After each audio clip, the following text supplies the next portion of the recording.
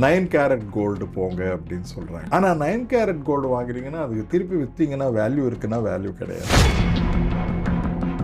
கோல்டை ரெண்டாக பார்க்கணும். ஒன்று இந்த கல்ச்சுரல் வேல்யூ. நம்ம வந்து இனிமேல் ஒயிட் கோல்டு, இப்போ கோல்டை விட ப்ரைஸ் கம்மியாக இருக்குது, அதுக்கும் ரீசேல் வேல்யூ நல்லா இருக்குது. அதனால வந்து கோல்டு இன்வெஸ்ட்மெண்ட் நீங்கள் வந்து 25% 30% மேலே வைக்கக்கூடாது. ஏன்னா எல்லாமே கோல்டு அசெட்டாக வைக்கிறது வந்து ஒரு கரெக்டான ஒரு மெத்தட் கிடையாது. கோல்டுனுடைய நீட் என்னன்னா, இப்போ நிறைய பேர் பார்த்தீங்கன்னா கோல்டு வாங்குறத விட அந்த கோல்டு பாண்ட்ஸில் தான் அதிகமாக இன்வெஸ்ட் பண்ணியிருப்பாங்க. அப்போ இது அவங்களுக்கு கொண்டு போய் திரும்ப வைக்கும்போது அவங்களுக்கு அது இழப்பீடு மாதிரி தானே ஆகும் இல்லையா? கொஞ்சம் இழப்பீடு இருக்க தான் செய்யும். இதுக்கு முன்னால் வந்து போஸ்ட் ஆஃபீஸில் கோல்டு பாண்ட்ஸ் கொடுத்துட்டு இருந்தாங்க. இவ்வளோ பிரச்சனைகள் இருக்கிற கோல்டில் நம்ம ஏன் கையை வைக்கணும்? டிஜி கோல்டு அப்படின்ற விஷயமே வந்து ஆர்பிஐ ரூல்ஸ்க்கு கீழே வரல. ஆனால் நிறைய பேர் பார்த்தீங்கன்னா அந்த டிஜி கோல்டை வந்து ஓகே நம்ம அதை பண்ணலாம் அப்படின்னு பண்ணுறாங்க. அது அப்போ அவங்களுக்கு சேஃப் இல்லையே? சேஃப் இல்லைம்மா. இந்த ஆப் மூலமாக கோல்டு அவங்க இருக்கா இல்லையான்றது ஆர்பிஐக்கு தெரியல. ஒரு இருக்கலாம், ஆனால் இல்லாமல் இருந்தால் அந்த சில்வர்லையுமே வந்து பிஸ்கட் வாங்கி வச்சுக்கலாம், அதுவுமே யூஸாக இருக்கும் அப்படின்றாங்க. அப்படி வாங்கி வச்சிருந்தா அது யூசேஜ் தானே? அது இந்த டிரான்சாக்ஷன் சார்ஜ்னு சொல்லி ஒரு 0.01%, அது மிக கம்மியான பர்சன்ட், அது கொடுக்க வேண்டியது தான். அதை நம்ம கொடுத்து நம்ம வந்து வாங்கிக்கலாம். இப்போ இந்த மாதிரி நீங்கள் சில்வரில் வாங்கி இது பார்க்கறது வந்து ஒரு ரொம்ப ஒரு காலகட்டத்தில் வந்து கிரிப்டோ கரன்சி அப்படின்னு கேட்டால் எல்லாருக்கும் அப்படின்னா என்னன்னு கேட்பாங்க. ஆனால் இப்போ இந்தியாவில் பார்த்தீங்கன்னா இன்வெஸ்ட் பண்ணுறதுல ஒரு பெஸ்ட் ஆப்ஷன் கிரிப்டோ கரன்சி அப்படின்றாங்க. அது உண்மைதானா? நீங்கள் எதுவுமே பண்ண தேவையில்லை, உங்ககிட்ட கிரிப்டோ கரன்சி இருந்ததுன்னா. இது எல்லாமே அக்கௌண்டிங் சிஸ்டம் எப்படி வரும்னா, அக்கௌண்டிங் வந்து பெர்ஃபெக்டான அக்கௌண்டிங் சிஸ்டம், அது யாருமே மாற்ற முடியாது. which is known as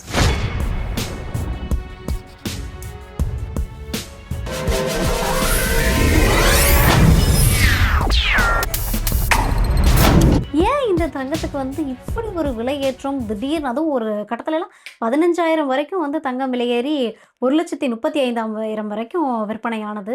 இப்போ குறைஞ்சு 1,11,000 வந்திருக்கு. இந்த விலை மாற்றத்துக்கு என்ன காரணம்? மெயின் காரணம் என்னன்னா, இந்த பேசல் நார்ம்ஸ்ன்னு இருக்கு. பேசல் நார்ம்ஸ்ன்றது ஒரு பேங்க்குக்கு எந்த விதமான அசட்ஸ் இருக்கணும். இப்போ வந்து ஒரு பேங்க் இருக்குன்னா அதுக்கு அசட்ஸ் இருக்கணும் இல்லையா? ஏன்னா ஒருவேளை எல்லாரும் வந்து பணம் கேட்டாங்கன்னா பேங்க்ல கொடுக்க முடியாது. அதனால பேங்க்ஸ்க்கு வந்து பேசல் நார்ம்ஸ், அவங்களுக்குன்னு சில அசட்ஸ் இருக்கணும்னு இருக்கு. அந்த அசட்ஸ்ல வந்து டாலர்ஸ் ஒரு அசட்டாக கருதப்படுகிறாங்க. டாலர்ஸ், நம்ம பவுண்ட் ஸ்டெர்லிங்கு, இது எல்லாமே அசட்ஸாக இருக்கும். ருப்பி அசட்டாக எடுத்துக்கிறது இல்லை. ஒருவேளை உங்கள் பேங்க்ல எனக்கு இவ்வளோ ருப்பி என்கிட்ட இருக்குன்னா அது அசட்டாக எடுத்துக்கிறது இல்லை. இந்த மேஜர் 7 ஃபாரின் கரன்சிஸை எல்லாமே அசட்ஸாக வச்சிருக்கிறாங்க. இப்போ இதை வந்து பேசல் நார்ம்ஸ்ன்னு சொல்லுவாங்க.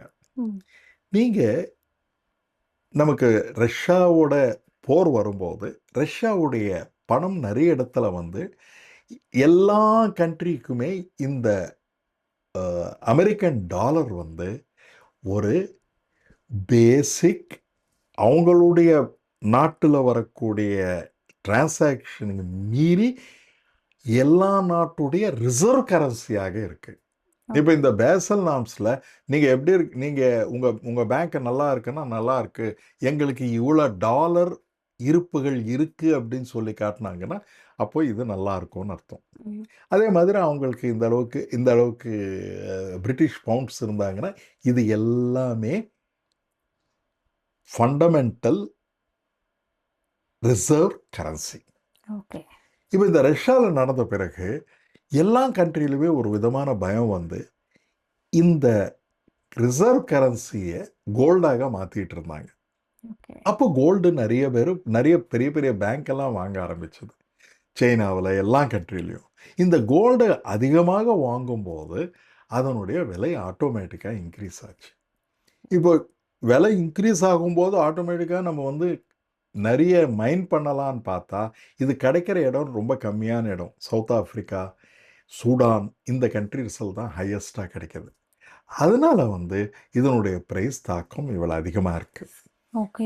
ஆனால் இதை பற்றி ஒரு பெரிய வரி பண்ணிக்கிறதுக்கு ஒன்று நம்ம சோஷியலாஜிக்கெல்லாம் மாறணும், வாழ்வியலை மாற்றிக்கொள்ள வேண்டும். இப்போ வந்து கோல்டு சில சில சில அட்வைஸ் என்னன்னா 9 கேரட் கோல்டு போங்க அப்படின்னு சொல்றாங்க. ம். ஆனா 9 கேரட் கோல்டு வாங்குறீங்கன்னா அதுக்கு திருப்பி வித்தீங்கன்னா வேல்யூ இருக்குன்னா வேல்யூ கிடையாது. ஓகே. இந்த கோல்டே நீங்க ஆபரணத்தங்கமாக வாங்கினா அதனுடைய அதனுடைய வேல்யூ கூட இமீடியட்டாக விற்கும்போது நிறைய டேக்ஸு எல்லாமே போயிடுறது. ம். இப்போ இப்படி இருக்கும்போது கோல்டை ரெண்டாக பார்க்கணும். ஒன்று இந்த கல்ச்சுரல் வேல்யூ. ஆ. இந்த கல்ச்சுரலாக நம்ம வந்து கோல்டு குழந்தைங்களுக்கு ஆமா. கல்யாணம் ஆகும்போது கேர்ள்ஸுக்கு கல்யாணம் ஆகும்போது டெஃபினட்டாக கோல்டு வந்து நம்ம கொடுக்குறோம். ஆமா. நம்ம வந்து இனிமேல் ஒயிட் கோல்டு பிளாட்டினமுக்கு மாற வேண்டும். Platinum is known as white gold. Okay. இப்போ கோல்டை விட ப்ரைஸ் கம்மியாக இருக்குது, அதுக்கும் ரீசேல் வேல்யூ நல்லா இருக்கு. ஓகே. அதனால வந்து நீங்கள் பிளாட்டினமுக்கு மாறுங்கள். கோல்ட் ரேட்டோட பிளாட்டினம் இப்போ கம்மியாக இருக்குது. கம்மியாக இருக்கு. ஓகே. இதுக்கு ஓகே. முன்னால் ஓகே. பிளாட்டினம் ரேட் ரொம்ப ஆமா. அதிகமாக இருந்தது. இப்போ கோல்டு ரேட்டை விட பிளாட்டினம் கம்மியாக இருக்குது. அதனால வந்து நம்ம இமீடியட்டாக பிளாட்டினம் வாங்கியிருந்தோம்னா அதுவும் ஒரு ப்ரெஷியஸ் மெட்டல், ம். அதுவும் இதே மாதிரி வரும். சூப்பர். இந்த ஒரு இம்பார்ட்டன்ட் உலகம் மாறும்போது ம். நம்மளை நாமே மாற்றிக்கொள்ள வேண்டும். இது கிடைக்கலன்னா என்ன பண்ணுறது? ஓகே. அதுக்குன்னு சொல்லி மிக அதிகமாக விலை இருப்பது வாங்க முடியாது. இந்த விலை இப்படியே போயிட்டு இருக்குமான்னா போகிறதுக்கு ஒரு அவுன்ஸு $5,060 மேலே போயிடுச்சு. இது இப்படியே போயிட்டே இருக்கும்.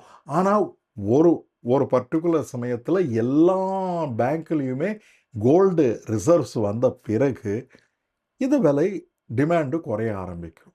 Demand okay. குறைஞ்ச உடனே ஆட்டோமேட்டிக்காக ப்ரைஸும் குறையும். ம். நீங்கள் பார்த்தீங்கன்னா ஒரு எலிஃபெண்ட் மாதிரி கர்வு நிறைய நாள் ஒரு 2-3 வருஷம் கண்டினியூஸாக ஏறிட்டு இருக்கும்.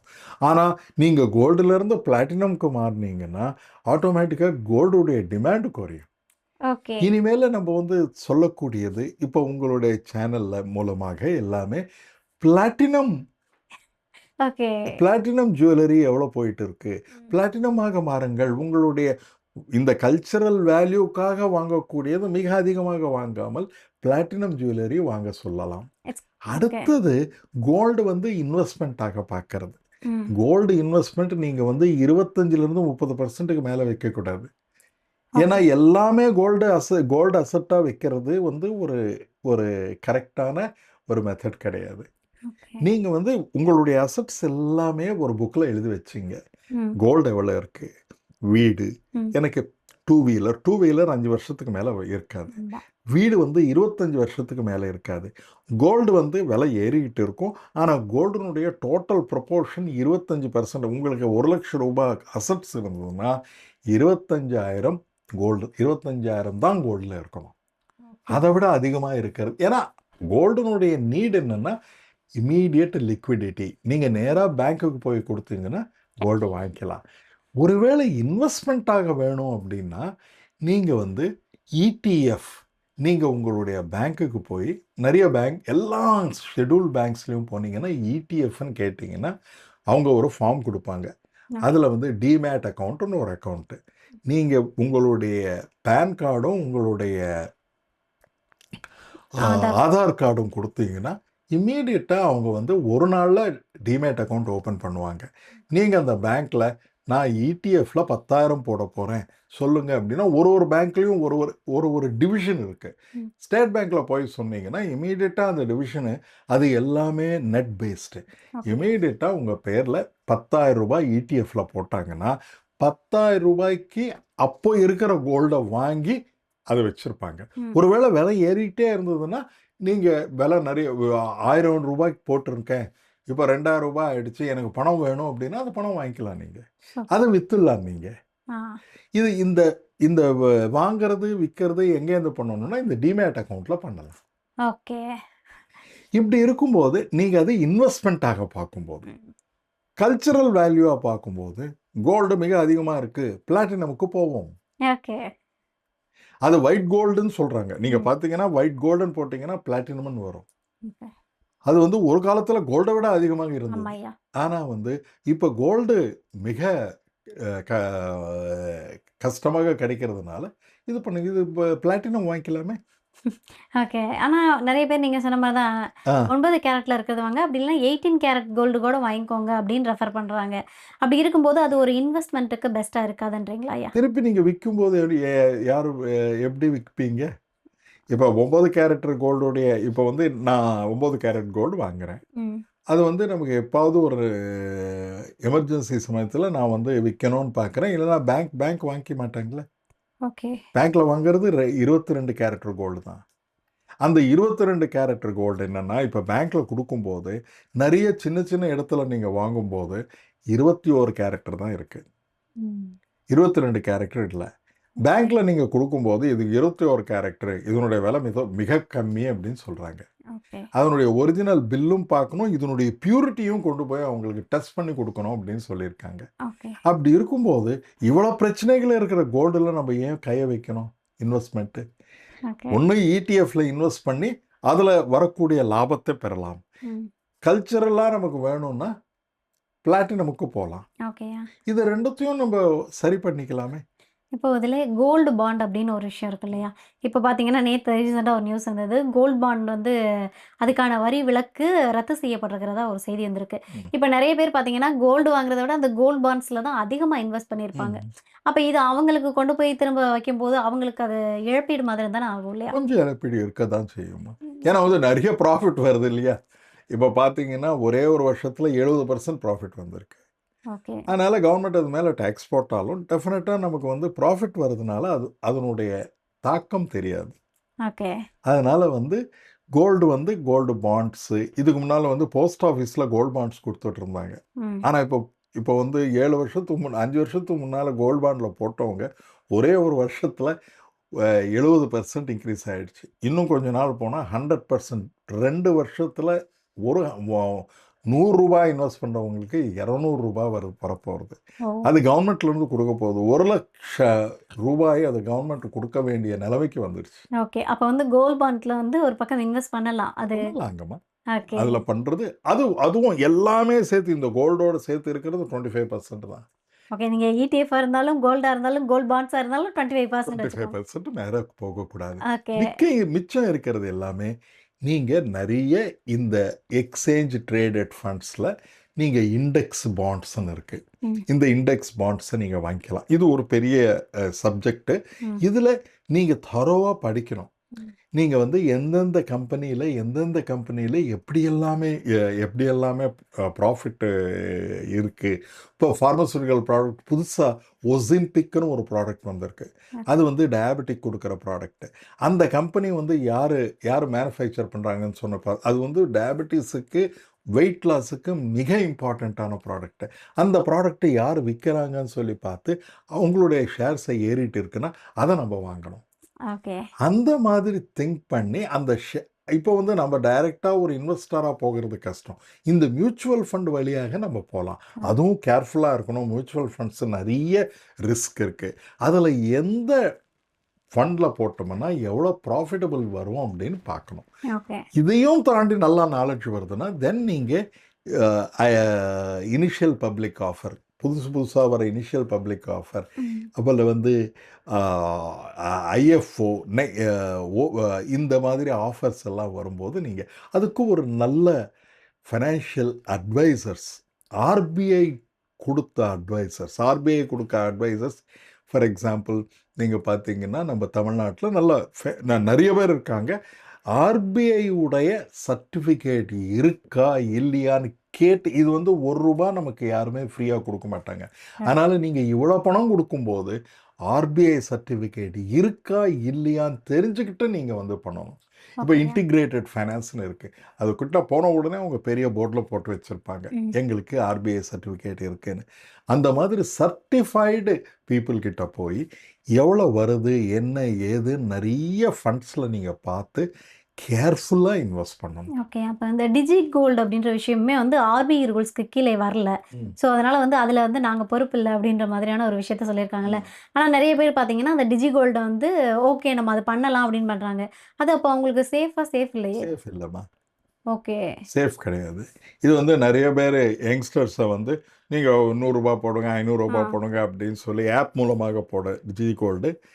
என்ன ஆகுதுன்னா, இப்போ நம்ம இடிஎஃப்ல போடும்போது நீங்க 10,000 போடுறீங்க, நான் 10,000 போடுறேன், நிறைய பேர் போடுறாங்க. அது எல்லாத்தையும் சேர்த்து அவங்க கோல்டு வாங்கி வைக்கிறாங்க. ஓகே. அதனால கோல்டு இருக்கு அங்க. ஆனா இந்த ஆப் மூலமாக கோல்டு அவங்க இருக்கா இல்லையான்றது ஆர்பிஐக்கு தெரியல. ஓகேயா. ஒரு இருக்கலாம். ம். ஆனா இல்லாம இருந்தால் அதனுடைய ரிஸ்க் நம்ம தான் ஏத்துக்கணும். ஓகே. அதனால தான் நீங்க வந்து பேங்க்குக்கு போய் பேங்க்ல பண்ணோம்னா, நமக்கு எந்த விதமான ரிஸ்க்ன்றது ரொம்ப கேர்ஃபுல்லா நம்ம மேனேஜ் பண்ணணும். சூப்பர், சூப்பர் ஐயா. அ. அப்ப தங்கத்த தொடர்ந்து பார்த்தீங்க அப்படின்னா, வெள்ளியோட விலையுமே வந்து கிட்டத்தட்ட 4,50,000 வரைக்கும் போயிருந்துச்சு. இப்போ 3,00,000 கிட்ட வந்திருக்குது. இந்த வெள்ளியோட விலை ஏற்றத்துக்கு பின்னாடி இருக்கக்கூடிய அந்த காரணம் என்ன? ஏன்னா நெறைய ரீசன் சொல்லிக்கிட்டு இருக்காங்க. பல வெஹிக்கிள்கள் பயன்படுத்த ஆரம்பிச்சிருக்காங்க. சோலார் சிஸ்டம்க்கு பயன்படுத்த ஆரம்பிச்சிருக்காங்க. இதனால தான் இந்த வெள்ளியோட விலை உயருதா ஐயா? ஆமாங்கம்மா. இப்போ வந்து வெள்ளிக்கு வந்து தங்கம் வந்து வெறும் இந்த ஆபரண தங்கம், இல்லை என்றால் ஒரு சிறு ஸ்மால் குவான்டிட்டி மெடிக்கல் பர்ப்பஸ்க்கு யூஸ் பண்றாங்க. ம். பட் இந்த ரிசர்வ்க்காக வைக்கிறோம். ஓகே. ஆனால் சில்வர் வந்து நெறைய இண்டஸ்ட்ரியல் பர்ப்பஸ்க்கு யூஸ் பண்றோம். ஓகே. அந்த இண்டஸ்ட்ரியல் பர்ப்பஸ்க்கு யூஸ் பண்றது இன்கிரீஸ் ஆகுறதுனால சில்வருடைய பிரைஸ் இன்கிரீஸ் ஆகுது. ஓகே. ஆனா சில்வர் மைன்ஸ் நெறைய இருக்கு. ம். நீங்க எந்த அளவுக்கு சில்வர் விலை ஏறுதோ, அந்த அளவு இனி வரைக்கும் நம்ம சில்வர் இது ப்ராஃபிட்டபிளா இல்ல அப்படின்னு நெனைக்கிறவங்க, இப்போ நெறைய மைன்ஸ ஓப்பன் பண்ணி நெறைய மைன் பண்ணுவாங்க. ஓகே. அந்த மாதிரி தான் நடக்கும். அது ஒருவேளை பிரைஸ் ஏறுனாலும், அதனுடைய அதனுடைய இது வந்து ஒரு ஒரு ஒரு 2, 3 மாசம் தான் இருக்கும்.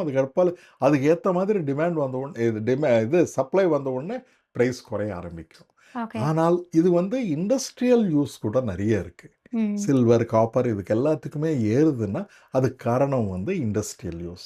அதே மாதிரி வேரியஸ் ரேர் எர்த் எலிமெண்ட்ஸ் இது எல்லாமே நெறைய இப்போ வந்து இவி எலக்ட்ரானிக் வெஹிக்கிள்ஸ்ல யூஸ் பண்றது எல்லாமே ரேர் எர்த் மெட்டல்ஸ். ஓகே. இதுல வந்து நெறைய லாபத்தை ஈட்டலாம்.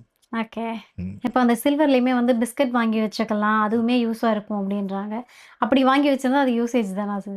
அது யூசேஜ் தான். ஆனா விலை குறைய போகுதே. ஓ! விலை இப்போ இப்போ நீங்க வாங்குனீங்கன்னா, கொஞ்ச நாள்ல விலை குறைஞ்சிடும். ஓகே. அதனால வந்து நீங்க இப்போ கோல்டுல வாங்குனீங்கன்னா பரவால்ல. ஆனா வந்து அந்த கோல்டு வந்து நீங்க அத வாங்கி 3 இயர்ஸ் ஆயிடுச்சுன்னா, ஒரு சொற்பமான டெப்ரிசியேஷன் வரும். 0.1% அந்த மாரி தான் டெப்ரிசியேஷன் வரும். அதுக்கும் நீங்க மெட்டலா வாங்குனீங்கன்னா, அதுக்கு டெப்ரிசியேஷன் போடுவாங்க. ஓகே. வேற இது நீங்க பாண்டா வாங்குனீங்கன்னா டெப்ரிசியேஷனே கிடையாது.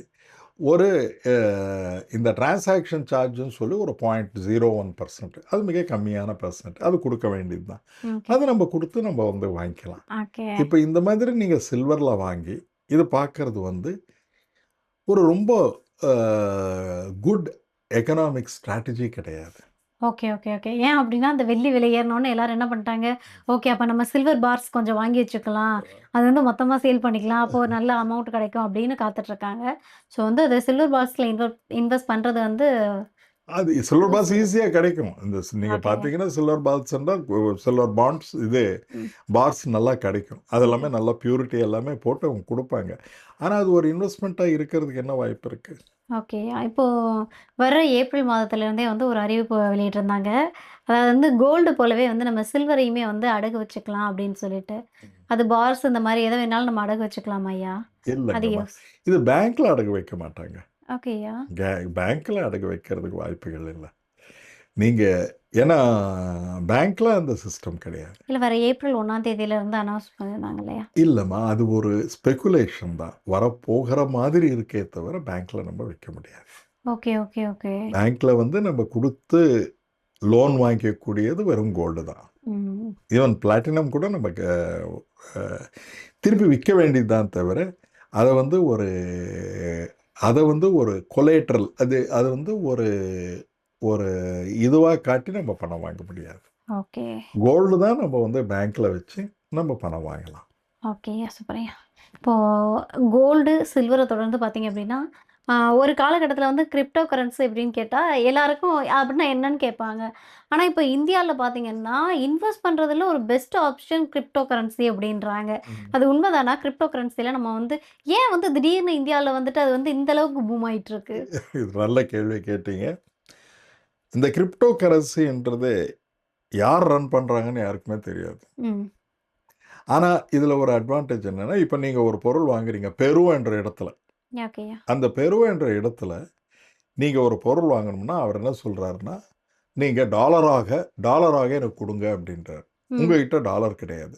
ஓகே. நீங்கள் என்ன பண்ணணும், உங்கள் பேங்க்கில் போய் நீங்கள் நான் ஒரு எக்ஸாம்பிளுக்கு சொல்கிறேன், ம். சிம்பிளாக புரிஞ்சுக்கிறதுக்காக. சரியா. நீங்கள் பேங்க்கில் போய் நான் இந்த பென்னு வாங்கிக்கிறேன் பெரு நாட்டில் இருந்து, இது ₹100 பெரு நாட்டில், $100 பெரு நாட்டில், என்கிட்ட ₹9,200 இருக்குது.